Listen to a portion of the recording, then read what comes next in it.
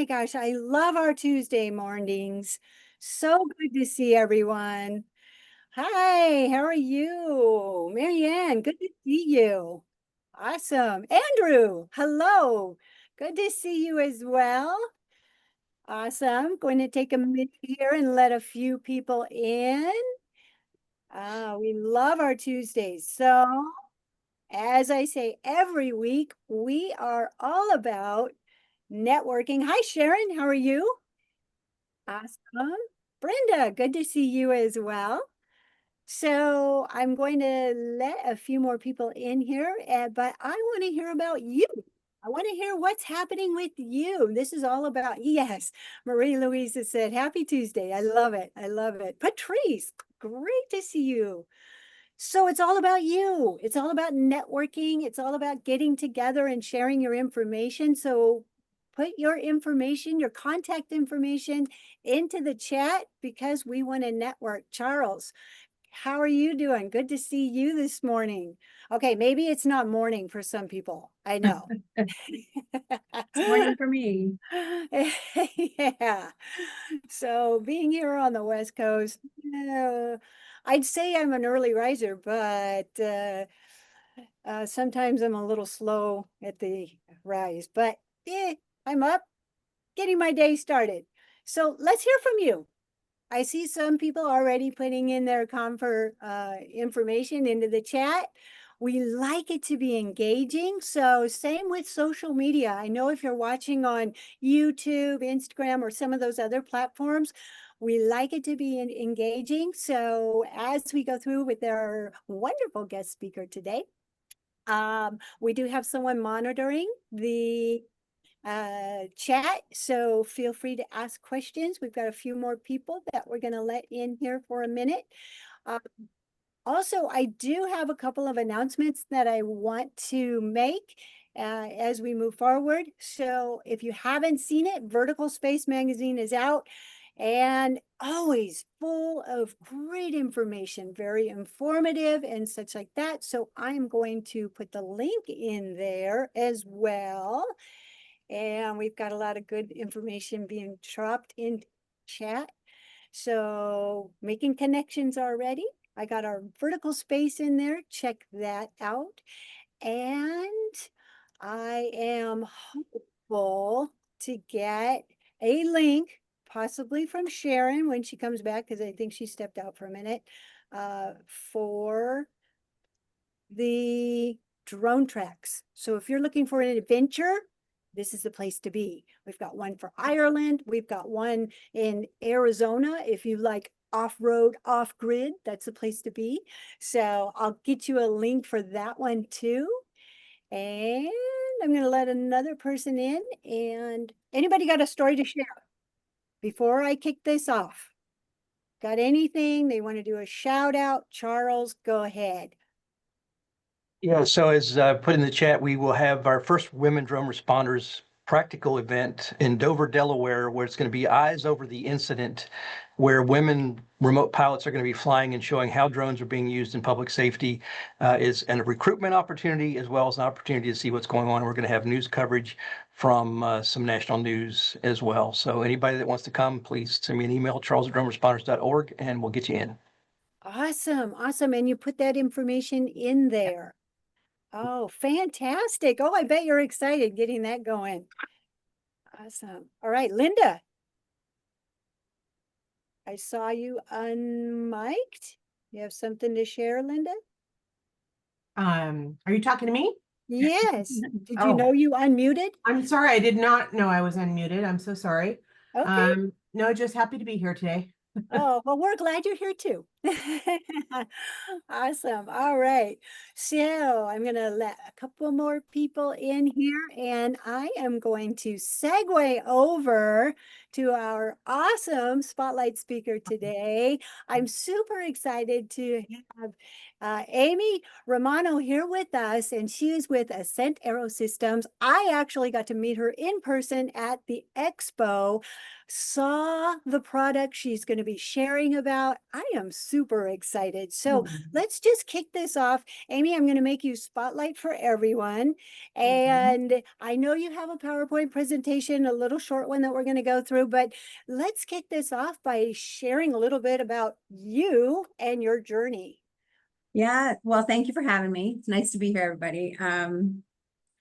My journey to the drone industry is a little different. I've always been in marketing communications. I've always been a storyteller. I spent the first half of my career in consumer products, fashion eyewear, backstage at the Grammys, doing product placements in movies and TV shows. It was super fast paced and very contemporary and very tied with the celebrity sphere. Moved to Arizona probably 23 years ago or so, and continued my consumer products career in scrapbooking, of all things, opposite end of the spectrum from fashion eyewear. And when that position ended, I started talking to a company called ATK, which is Alliant Tech Systems. They're now part of Northrop Grumman. Anybody who serves the aerospace and defense industry probably knows that. And I went in for an interview and I was surprised they even talked to me. And their last question to me was, how are you going to go from scrapbooks to guns? And I guess I gave an answer that they liked. And for the last 18 years, that is what I've been doing. And I went over to aviation, aerospace, and defense, and I've been there ever since. Went through weapon systems, avionics, spent probably 9 years in the helicopter business, and known the folks. Actually came to Ascent through Robinson Helicopter. Didn't work for them, but I've known that company forever. And right as they were making the acquisition of Ascent last year, we were at HeliExpo, which is now Verticon, and having a little conversation in the booth. And about 2 months later, I got a phone call and I thought, this is spectacular. It's the other side of vertical takeoff and landing. It's absolutely where it's going to be. It's a way to make VTOL more profitable for people, more engaging for people, more accessible to people.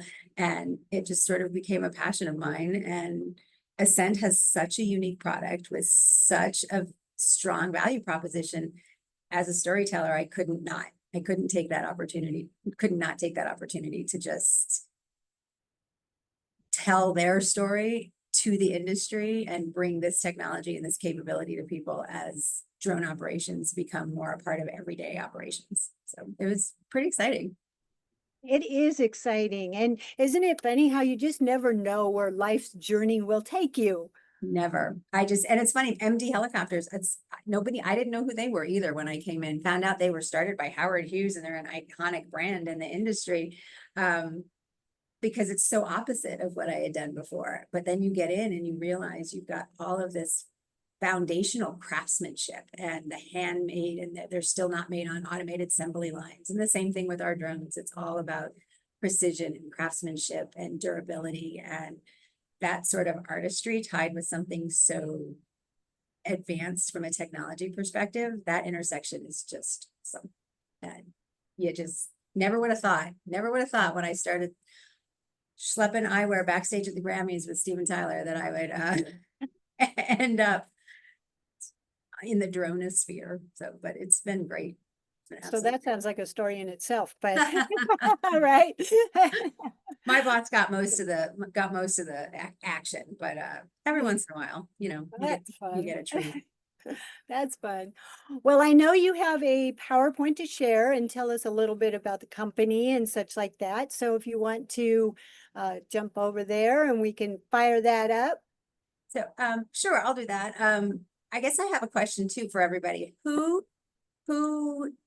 How familiar are people with Ascent on the call, the folks here? We kind of went through the meat. Can everybody see that? We can see it. Yes. Great question. So go ahead. We can open up the mic and say yes. You can say met you at Expo. Raise the hand or just indicate with a thumbs up in the chat or something, because I found it interesting. The company's been around. I'll go through our history while we figure out who knows what, but company's actually been around since 2014. It was founded by twin brothers, John and Nate Maringer, who happened to be working out here in the aerospace industry in Arizona, and Peter Fuchs, who is based on the East Coast. And they met sort of in a drone chat group, in a DIY drone chat group. They were both working on coaxial designs. For different reasons. John and Nate lived out here. They were hikers, rock climbers, and would often sort of get to a point in the climb and look back and realize, oh, it would have been easier to get there if we'd gone that way. Is there a way we could throw something up, get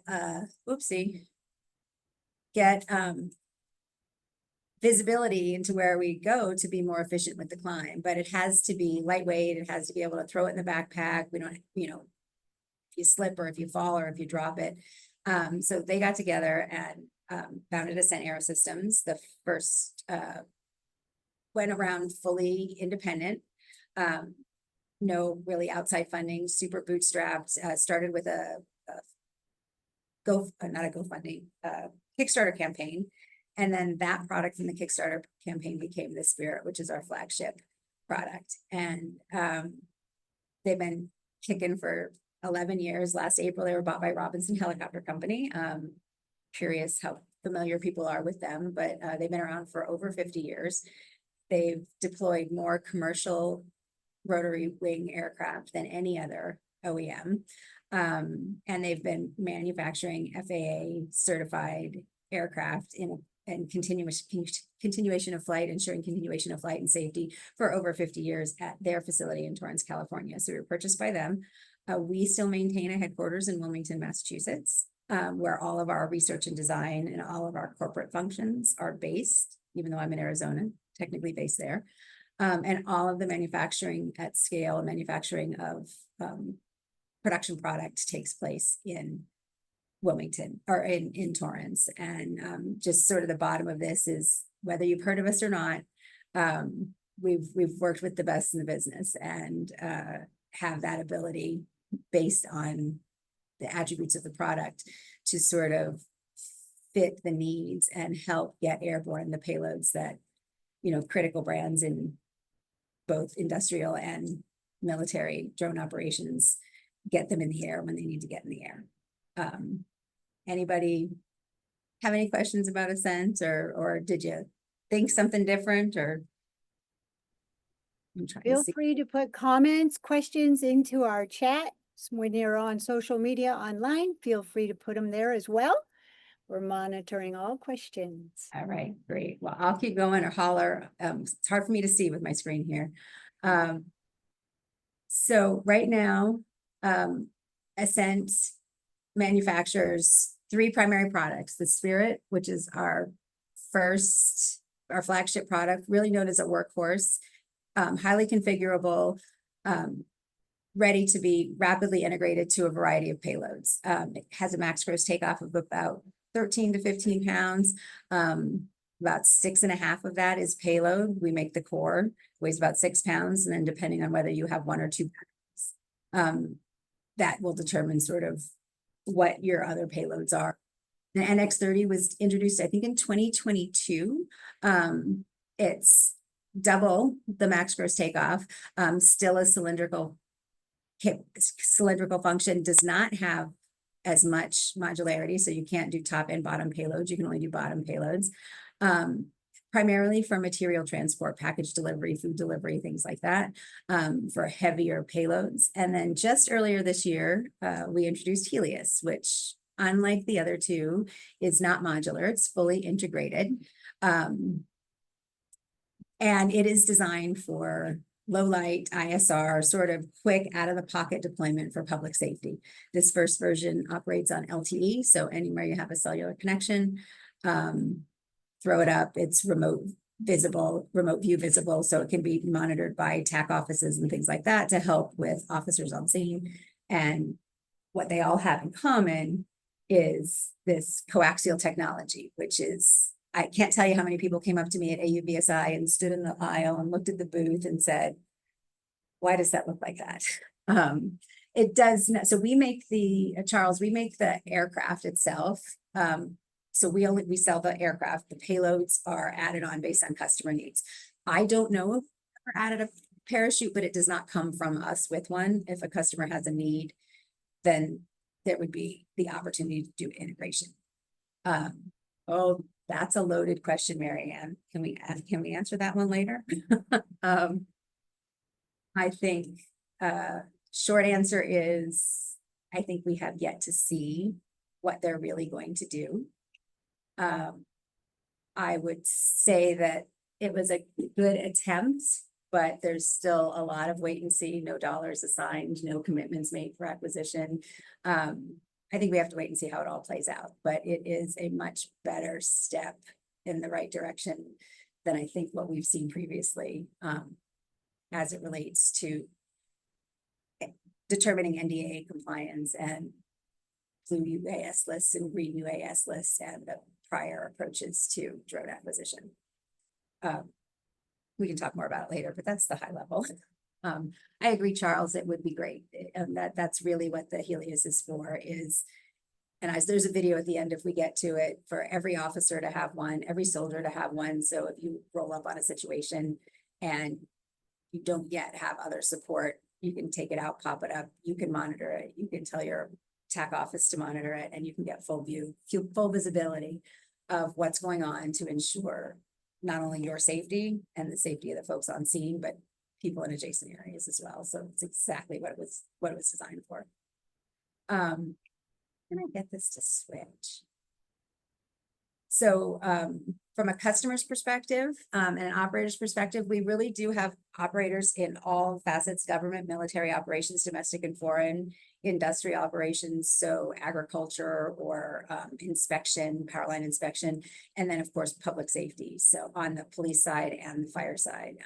Again, because we make the platform, a lot of the deliverable capabilities come from those partners we saw on the first slide. They have the payload that provides the ISR capability. They have the payload that provides the fire detection capability or the mapping capability.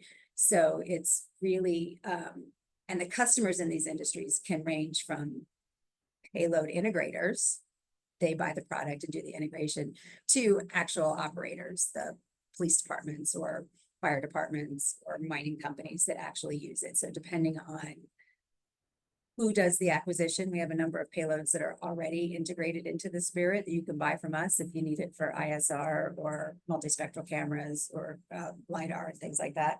If you want to do something new and different, we can work with you with our engineering team, or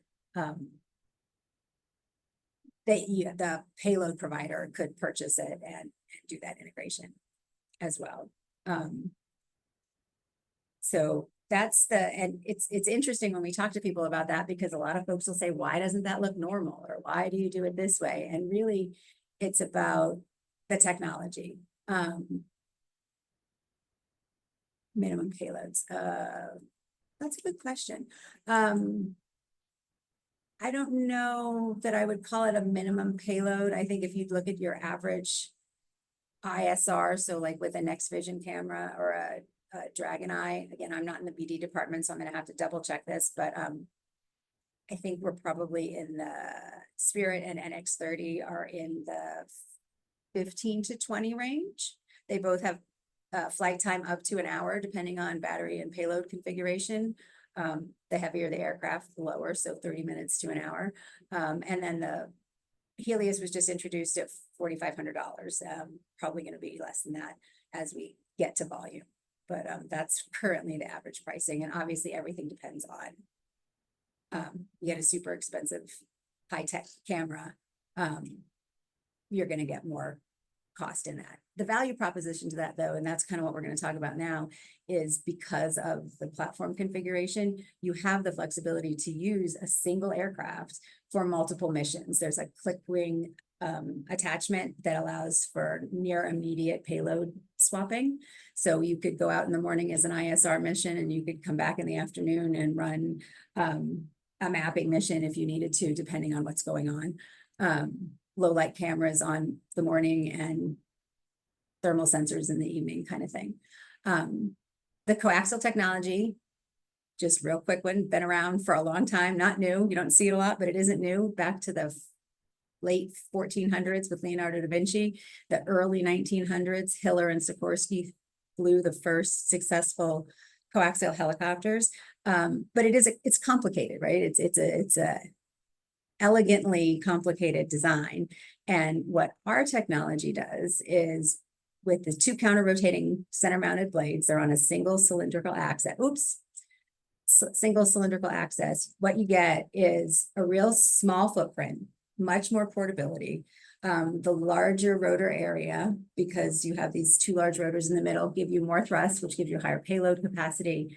Larger rotors spinning slower gives you a lower acoustic signature. So for ISR ops and things like that, you don't get noticed in the sky coming towards somebody. And this cylindrical form factor is just, it's rugged, it's durable, it gives you less drag in forward flight, and better stability and maneuverability in sort of austere conditions. So we've flown the Spirit in winds up to, I think, 55 miles an hour.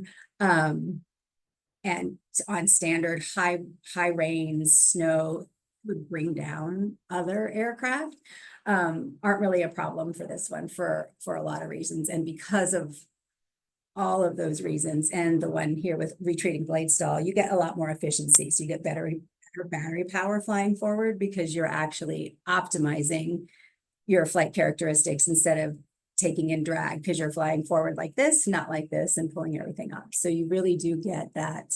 And you can get more in the same footprint. If you think about the footprint of the new DJI Matrice, I think it's got like a 30 by 29 or 38 by 29 footprint just sitting there. The Spirit has a 4-inch core, blades down, and the NX30 has about a 7-inch core. So you could stand 10 Spirits in the same place that you could stand one of a larger aircraft that has the same weight capability, same carry capability. So for logistics, that's a huge benefit for fire departments. A lot of that stuff is already cylindrical, so you don't have to look for new storage capabilities. So it really is, if you think about it, very logical, even though you don't see it a lot. That also delivers incredible mission versatility.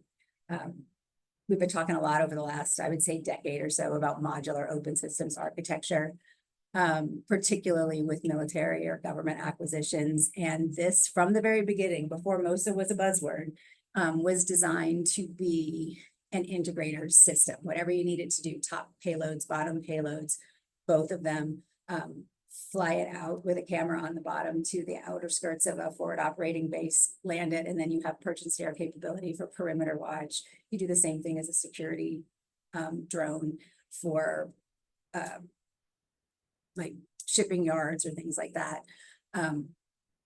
Anything where you need sort of consistent sight in a dispersed location with the ability to monitor what's going on. And if you see something, then you can take off and go catch it. What that means, not to be talking too quickly, is that your platform is essentially future-proof. So you can buy one platform, one aircraft, and as the capabilities for software or sensor technology gets better, or things get smaller, you don't have to worry about, or the operator doesn't have to worry about buying a new platform because there's a new sensor. They don't have to worry about training their people on a new platform because they have to buy something different. This gives you the opportunity to increase operator efficiency, reduce lifetime costs because you're buying one platform and upgrading your payloads between a software update and a click ring attachment. I did it twice, but it really was designed, the Spirit from the very beginning, to be an airframe that can evolve with the needs of any particular mission or any particular operation. And if you think about it, our aircraft in the military do the same thing. Black Hawk's been around for 1 million years because every time something new comes out, they upgrade the airframe because the airframe has that quality. This is built with aircraft grade parts, aircraft grade materials. All of the founders saw the vision of where drone operations were going, and I think everybody would probably agree, drop it in the chat if you don't, that ultimately when we get to a fully shared airspace between aircraft and drones, we're going to be facing the same sort of regulations that helicopters and airplanes face, from a production and continuing airworthiness validation. And our founders saw that from the very beginning. So this aircraft, all three of them are built to meet that standard. Jumping ahead a little bit, this really ties into why the Robinson helicopter acquisition is such a good thing for us. 50 years of FAA aircraft manufacturing. They have proven processes, the same QMS they're using, we're using. So it's not quite required yet.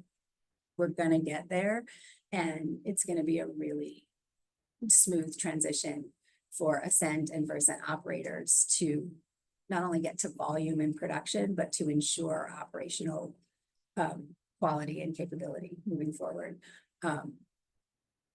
So again, this doesn't show this bottom battery, but because of that core airframe, which in this case weighs about 4 pounds, you then have the capability as an operator to create the aircraft you need for the mission you need, and then deploy it to do something else. If you needed to do something else. So increased efficiency, reduced cost of operations gives you more flexibility. And this is just a quick little demonstration of sort of how it comes, the variety of payloads that you can take on with your flickering connector. You can go from top to bottom. That's a GPS module. It can be built into the top camera. And now you have that ability to move back and forth really quickly. Yep.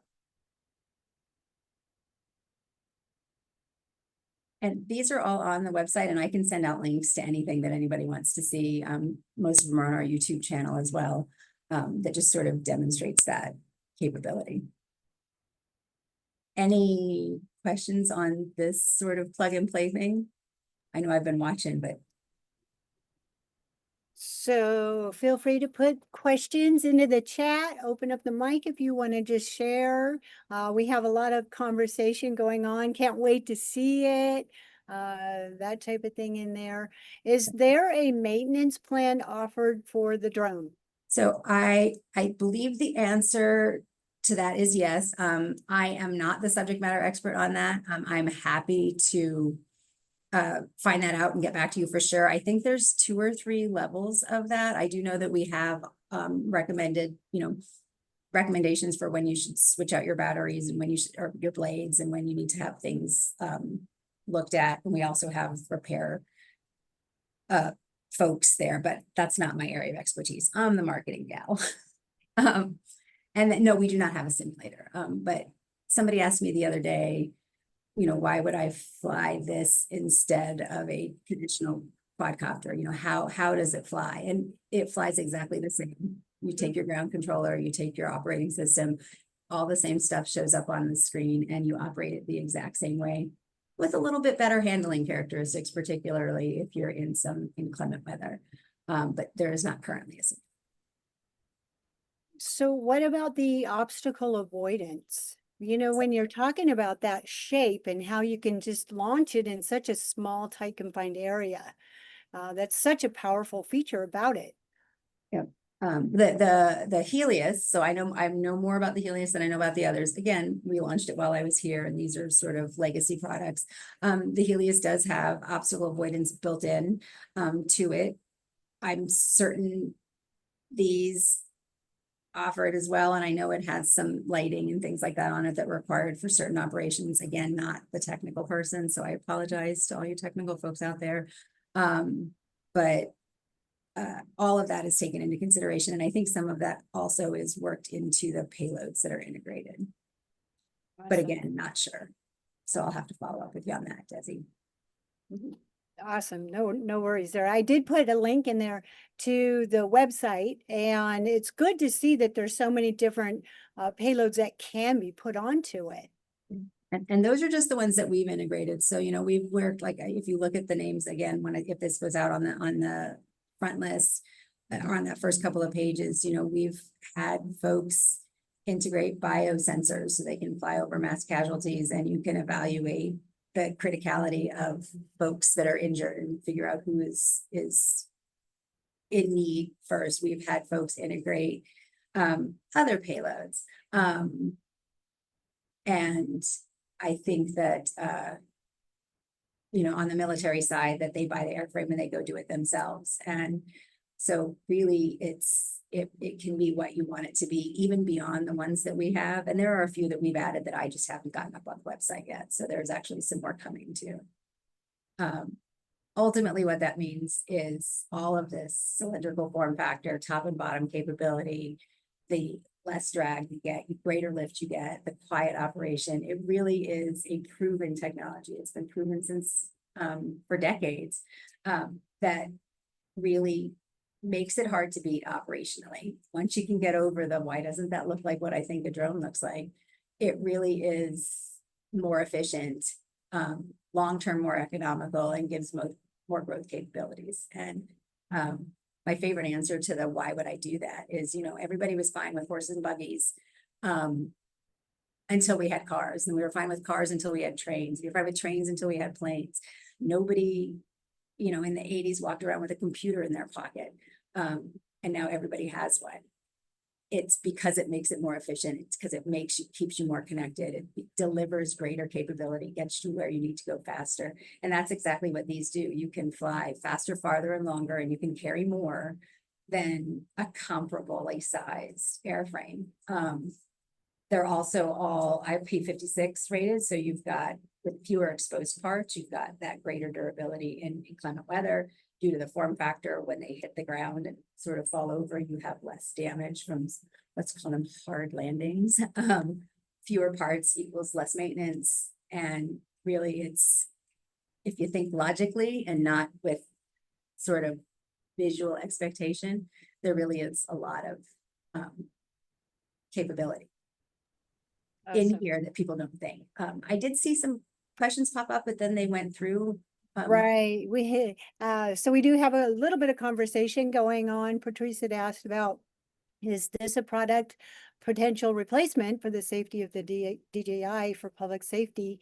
And Charles actually had mentioned in there, I think he had answered it, but maybe you can give your thoughts and ideas. Is this a potential opportunity to maybe not go with the DJI type of product? Yeah, I think any of the three of them really, depending on what they are. Now, if you look, if you look at the price, I mentioned the Matrice earlier. If you look at the price of the Matrice and its payload capability, it's probably right there in between sort of the Spirit and the NX30. It says it can carry 7 payloads at a single time for an enterprise operation, but that's still weight related. So maybe it can't, but absolutely all of our products are NDA compliant. Every single one of them made here with verifiable security and supply chain that meets all of the NDA standards. Spirit was on the blue list initially. And we won't get into DIU's evaluation of product, but still blue, still meets all the requirements. And I think that the question, Patrice, about the price point really is, if you're looking for the quick deploy, that's really the reason why we brought the HELIUS to market. And then for larger, longer term operations, if you look at your total cost of operation, so when folks buy helicopters, when police departments buy helicopters, public safety agencies, you don't just look at your acquisition price, you look at your total cost of operations over the lifetime. And I think if you're looking at this as sort of an investment in the ability to stay with a single platform, evolve as technology evolves, your overall cost of operation is going to be much lower over time because you don't have to replace your airframe. You just upgrade your software and get a new payload capability. And Charles, I know I'm going to have to connect somebody with you on the parachute. Yeah, that's a question that I haven't been asked. I know I've heard some conversation about it. I'm not in the office in Wilmington a lot, so I don't necessarily know, but I'm going to talk to folks and we can connect after this. I think some of the recent changes we're seeing for the BVLOS operations, especially with Part 108 coming, that we're seeing over a certain weight, the FAA is starting to, like they are in Europe and Canada, starting to require parachutes on anything for beyond visual line of sight operations. So something to keep in mind as you're looking forward. Yeah, that's a good point. I think I don't recall off the top of my head what those weights are. But I do think a lot's going to change over the next, what they say, 240 days or something like that. There's a couple of different mile markers for some of these decisions. I think there's going to be a lot of evolution in this space with everything that's going on in the world right now. And I have heard some public safety talk about how easy it is to fly the drones. That's good to hear. That is good to hear. Yeah, it's funny that I find people, again, I don't have my 107. I don't fly, but some of the people that have said to me, like, why would we do that? Or that's got to be more complicated as soon as they get the controller in their hand, particularly public safety too. You can't choose when you fly, right? If somebody's missing and it's a monsoon out, you have to go look for them. It's not a perfect weather. It's not a perfect weather job. And this aircraft or these aircraft will allow quicker access or easier deployability in those kinds of situations when it's not optimal or it's dangerous to put a human out right away. So I'm very excited about what's to come, cautiously optimistic because I think they could have gone further out of the gate, but we'll see. And this last little section here, the scalability section it's a conversation that we had at AUVSI too. I think scalability is used in this space in a couple of different ways. Is your product scalable?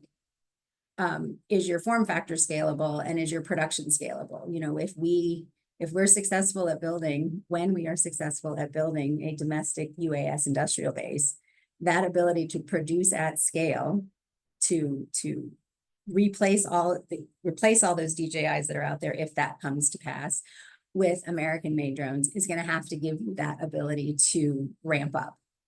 And that, again, going back to our Robinson relationships, that's one of the reasons why this was such a perfect marriage and why the team worked so well together, because the process exists, the belief system exists, the capability and how to work with the FAA and the regulatory environments, how to put the processes together, implement trainings and follow-ups, that exists with them. They have a 600,000+ square foot manufacturing facility in Torrance, California. We're right there.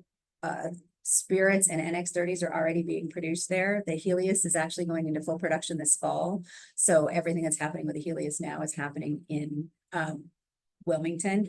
But that ability to scale product from a production perspective is going to be just as important to building that American UAS base as is the capability of the aircraft. And based on the durability of the build, quality of the products, the multifunction capability of the airframe itself, and the pre-existing understanding and following of FAA QMS systems, I think Ascent's really well positioned to meet those goals and to help drive the growth of that UAS domestic industrial base.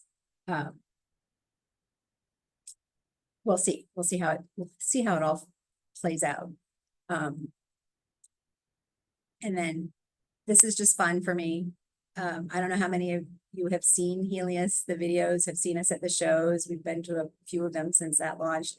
But the next two, it's about 3 minutes of our launch videos. For the airframe, Marianne, like as far as supply chain, no. We have not faced any of that. So just in case some people can't see the chat, she had asked if there are source material issues. And so Amy's said that isn't been an issue. It's not been an issue. Yeah. So I'm just going to play these sort of one after the other. I'm very proud of them, sort of what we did when we launched HELIUS back in March, and then most recently at AUVSI. And then that's what we got for you.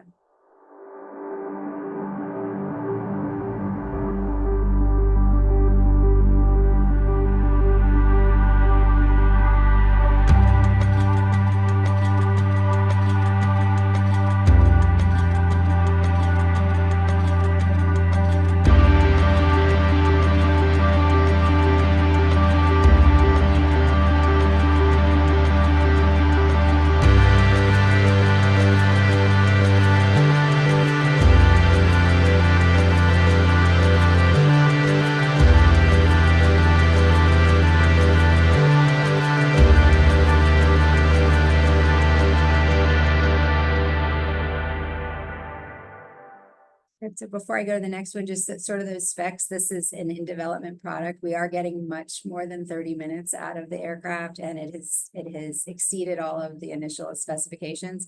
Until we get to design lock, we're leaving sort of everything as it is, but performance so far has definitely been has definitely exceeded what we were going for. This video we just released at AUVSI, and this we worked with a relatively local police department, and took some HELIUS out and created a video with them just to demonstrate some of the capabilities and some of what the sensor looks like, because that's what everybody is really focused on, right? Like you can say a drone is a drone is a drone, really, if you wanted to. I don't believe it's true, but what do you get? How does it help me? And it helps me if it takes something from point A to point B, or if it gives me the data that I need to be successful. And for which product, Brenda? She asked about wind speed capabilities. I think we're looking at, you know, the items that you were concerned, you were using, English is not the first language. I wasn't expecting to speak. The drones that you're considering for UAV search and rescue, what can they take in weather and wind speeds? up to 55 is what we say. I think we've operated them more than that. HELIUS right now, I think, is at about 30. But I'm not entirely positive of that because we're still in the testing phase. So I can double check that. But Spirit and NX30 have been known to hold position in a hover in an ISR situation in, 50+ mile-an-hour winds and, horizontal rain. Okay, yeah, because I fly for a search and rescue, and we're big onto hurricanes. Out here in Arizona with the monsoons too, like you never know it, and flash floods because the ground is so hard out here. You just don't know when it's going to come up, and you've got much greater maneuverability and stability in those austere conditions. If you haven't seen one fly, are you in Florida by chance in hurricane season, or Texas? Unmute. I'm in Pennsylvania. Oh, in Pennsylvania for hurricanes too. Yeah. We actually have some folks there. If you haven't seen one, I'd be happy to you can't make it rain, make sure you're getting a demo in the bad weather, but I saw somebody write it's a game changer. It absolutely is a game changer for operations in, military would say austere conditions, and I would say, just inclement weather for anything else. I'm near Philly. Is there a chance you got people nearby? Yep. The one that I have closest actually is just leaving for vacation, but if we connect when he's back, I'm happy to connect the two of you. Because I'm sure my captain would like to see a demonstration. Absolutely. So I did put your contact information into our chat. So Brenda, if you're able to save the chat, it'll be in there as well. And I've put links in for everything as well. So that way it's very helpful for others. Let me know, Brenda, if you're able to save the chat. Yeah. And if you find me on LinkedIn too, I think I put my email address in here. I think Desi, you did too, put my direct email address. But when he's back from holiday, I think he's gone for about 10 days, but let's connect, and then I'll drop something in his inbox so it's waiting for him, and then we can get you connected when he gets back. But for sure, it's you got to see it, and you got to see it and see what it does in person. And again, get past that visual bias, right? Like just because it's different doesn't mean it's not as good. And that's not to say that, drone technology is great, but quadcopters have done and the things that they can do, everything has a place, just like helicopters and drones can do work together. But when you're looking for multi-mission capability, what I think Heg said, affordable, accessible, and attributable, you have the ability to grow with your capabilities.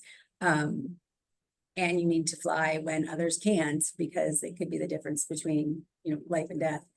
It absolutely makes a difference. Just quick little, I think this one's about 1.5 minutes. And then you'll be done with my PowerPoints. Missing persons, adult female, 10-year-old boy, last seen north of Canyon Road.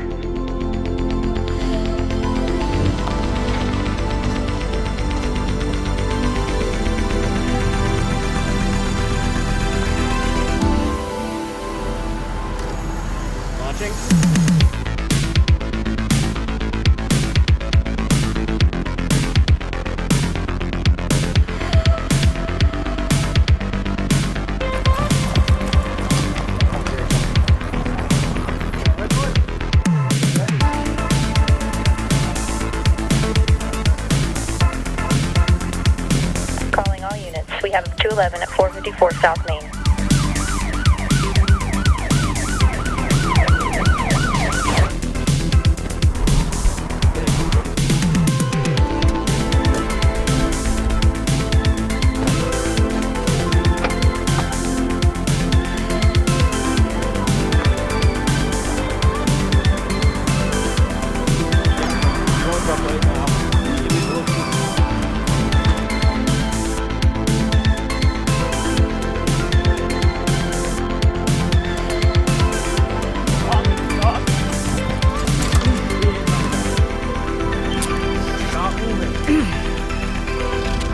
Suspect is in custody.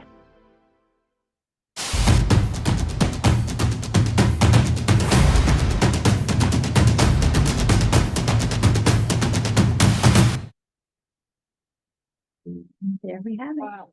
Nice. I love the size of that one. Yeah, and I didn't mention, obviously you could see in there, the Spirit and the NX-30, you would not hand launch. I'm gonna stop sharing. Is that okay? Because there's nothing Yes. else. Yes, and we have quite a bit of conversation in our chat. That hand launch capability for the HELIUS, I also think is a big game changer for public safety. You don't have to unfold, you don't have to unpack. You can literally, pick it up off your seat. You could take it out of your pocket if you put it in the side of ODUs kind of thing. So, and because of the durability of the airframe, how the blades fold down, you're not going to have a lot of, there's no risk of damage really. So you can just grab it and go. It's got a push button start at the bottom in there. And I think it can really make a difference in that dispatch reliability and ease of deployability. So I think we need to have you back and do a live demonstration. Oh, you're me and somebody, because remember, I don't. Right. Okay, but yes, oh my gosh. So circling over, and I know we are just about out of time here, but we do have quite a bit going on over in the chat. And I'm going to start with Patrice, because I think that's kind of where we left off.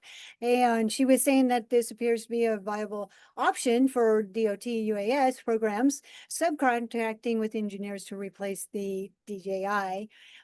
We pretty much, I think, kind of covered that type, but yes, this would definitely be a option. And then Charles also had mentioned a little bit more about the requirements for the VBLOS, requiring the parachute for drones over 0.88 pounds. And so a lot of great information going on in here. And then I did want to touch on the one that Andrew had mentioned. And so we'd love to get some thoughts on this one. In regards to search and rescue, he just completed 2 of the female courses. Awesome. Fantastic. And he's at Sinclair Community College. And he was just curious about how he can get more involved with the supporting disaster responses and such like that. So either Amy, if you can answer, Charles, I see you are ready. I know Charles has a lot going on. You can reach out to me, charles@droneresponders.org, and I can link you up with some opportunities. And Charles, to answer your question, in that video, yes, that was over LTE. So this version of the sub 240, sub 250 version of HELIUS, and I say that because there are more planned, there are more mission sets that's being planned for, is LTE. So that is over LTE. And the question about— And are you having discussions with FirstNet as well? They are talking to people, but I don't know who. Okay. Because FirstNet gives priority and preemption to public safety, which kind of leverages the network. I was on a call the other day where they were talking about, there's a meeting happening this week with an organization that does that. I did not hear the name, so maybe that is who they're talking to, but I don't know. And then Desi, you see that Patrice did a search for AI, and it says Ascent AeroSystems offers parachute systems for Spirit and NX-30. See, So. AI trying to take my job again. Ah. And then the question about landing gear, HELIUS is hand launch and deployable, so no, it does not, but both the Spirit and the NX do.